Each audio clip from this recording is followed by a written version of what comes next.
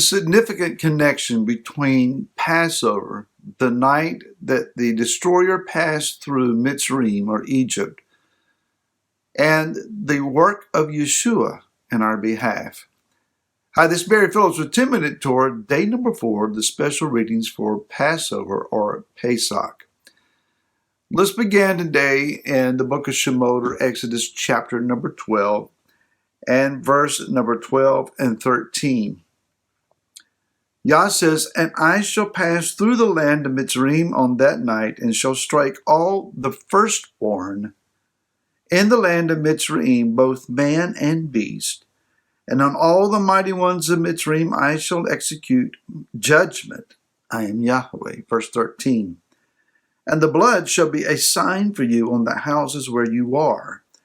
And when I see the blood, I shall pass over you, and let the plague not come on you to destroy you when I strike the land of Mitzrayim."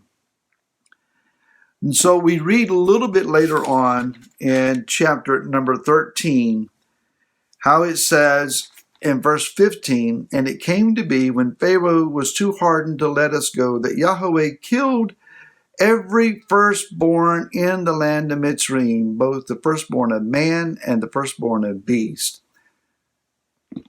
It was a devastating blow to the land of Mitzrayim, whether they really understood what was going on or not.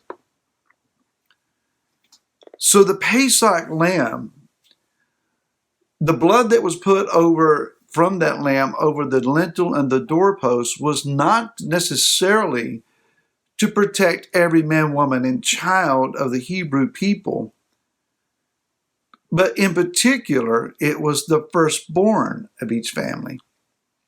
Why the firstborn? What is the significance of the firstborn? He is the Bakor. The word gives us the understanding of the firstborn, but it also designates the one that is to receive the double portion blessing, for he is the first strength of his father. It is also significant then that the firstborn oftentimes, not always, but oftentimes was thought of as a family leader, one who would operate in priestly function. When you consider that Ishmael, though he was born first, was rejected, but Yitzhak or Isaac was taken as the firstborn, Yah says to Abraham, "In Yitzhak shall your name be called." Yitzhak or Isaac was the one who operated with prophetic vision, heard from Yah, and carried the covenant. To Yitzhak then were born 2 sons, Esau and Yaakov, or Jacob. And though Jacob or Yaakov was born second, narrowly so, but nonetheless second born, he took the firstborn status. And again, it was he who walked in prophetic vision, who heard the voice of the Creator, and who received the covenant. Now, which among all the sons, the 12 sons of Yaakov, is to receive this firstborn status? Actually, the firstborn status was divided. It was divided between Yehuda, who took the mantle of kingship, kingly authority, sovereignty of the family, and Joseph, who received the double portion, who also received the designation of priestly function to some degree. That is, he had the coat of many colors, and he was a prophet.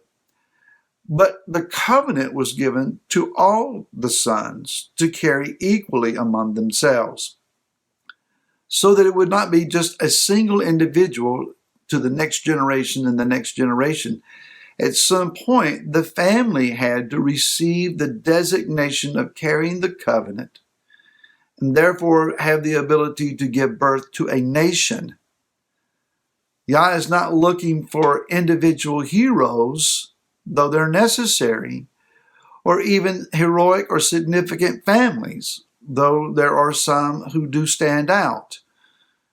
But what he's looking to accomplish is to reconcile, restore, and reunite the house of Israel.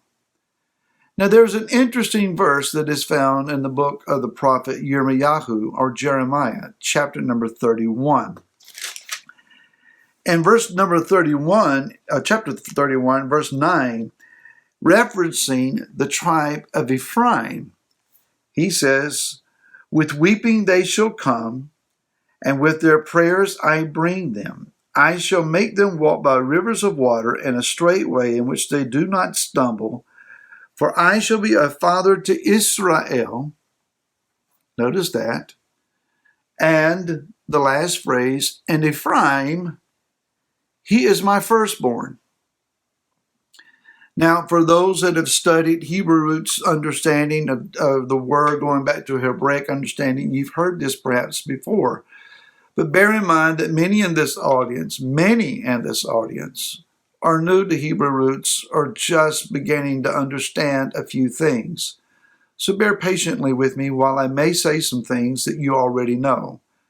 If you already know them, just say amen, clap your hands, and keep listening. So, what is the significance of Ephraim, and what does that have to do with Yeshua? Ephraim became known as the leading tribe of the 10 northernmost tribes under the rule of Jeroboam. This is the first generation after Solomon's reign. Solomon's son Rehoboam took the throne at the death of his father, ruled unwisely, and the kingdom split in half. Yehuda, Judah, Benjamin, and most of the priesthood of Levi remained in the south, loyal to Jerusalem and to the temple that was built there. The rest of the tribes, the 10 remaining tribes in the north, rallied around Ephraim, the leading tribe, the most prominent tribe, and within whose borders the capital city, the new capital city of the house of Israel now, is in Ephraim. It's Samaria. So we have then 2 kingdoms where there was once one. David is the one that pulled all the tribes together and made them a single unit. It lasted for a couple of generations and then it split. These 10 northernmost tribes became known synonymously as Samaria or Ephraim or Israel. All the 3 names mean the same people. The house of Israel then references those tribes. The Assyrians came through after prolonged idolatry. Ephraim is synonymous with taking the worship of Yah, our Creator, and mixing it with idolatry of the nations around them and syncretizing the two into an unholy mixture. And for that, the prophet stood and cried out against their false altars, against their desire to replace Jerusalem, against all of their replacement of the Torah commands. Denying the Torah, they began to make laws for themselves, raised up their own priesthood, created their own feast days, rejecting those things that Yah had already instituted, and then said Yah must be pleased with it. Yah was not. He drove them out of the land. By 722 BC, they were all gone, and none of them have been back, although a few here and a few there, but by and large, the vast majority have never returned. Where are they? Amos says that they would be thoroughly digested and scattered among the nations to the place that they would lose their identity. In our day, the Ruach HaKodesh has been awakening that seed inside of us, whether it is genetic by virtue of lineage or whether it is by adoption.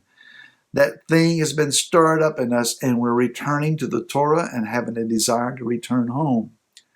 Yeshua said, I did not come but for the lost sheep of the house of Israel. That's in Matthew chapter 15. Ephraim, the firstborn, Yeshua, the Passover lamb, gave his life to redeem and to restore the lost firstborn of the house of Israel. He came looking for us, that lost sheep that was away from the fold. He came looking for us, gave his life to atone and cover for us, and bring us out of our Mitzrayite identity, to restore us to Torah in the wilderness, and bring us home to our inheritance. What a beautiful story. Tomorrow we conclude these thoughts. Until then, shalom.